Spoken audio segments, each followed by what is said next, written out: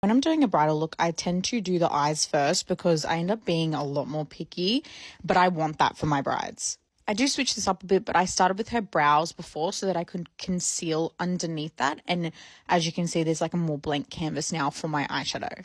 This is arguably a very simple look, but I'm a perfectionist, so I know another artist could do this much quicker than me, but you'll see I'll go back and forth and spend a lot of time on my shading. The main thing to notice is I'm really pulling it out. I like it to be almost like the eye is contoured rather than like eyeshadow. I'm really pulling it out towards the eye, and I also am contouring her nose because she did mention she wanted that as well. This is just with a cream eyeshadow base.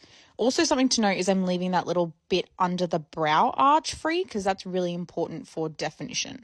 I then went in with a bronzer to make that kind of first shadow. That is my favorite thing to use. Bronzers are really buildable, so they never look patchy. And now I'm darkening the outside. You can see I get her to look straight forward quite a lot.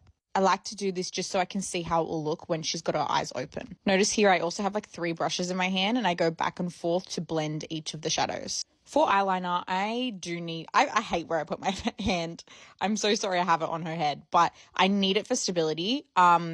You'll also see I'm pulling her eye back so that she can keep her eyes open. Keeping the eyes open is really helpful to just see where it's going to lay. Use your pinky to rest on the face as well. It really helps with my stability. Now, she wanted it smoked out, so I just did a tiny line with liquid, and then I'm going in with the shadow and just really smoking that out.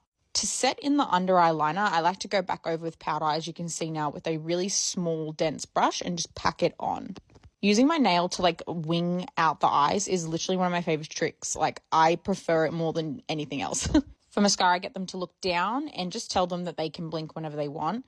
And I also give them little 4-second bursts naturally, using my nail to catch the mascara. Individuals are what take me so long because I really just keep getting them to look at me, and I just place and play with different textured lashes. I never use just one tray. I actually have a whole bunch of different textures, and I like to mix them to create the perfect fluffy lash. And this is the best tool to making it feel more seamless. The clients love when I press them together because they feel more secure. Just going back over the lash blend with the liner, and now smoking that edges out just a little bit again.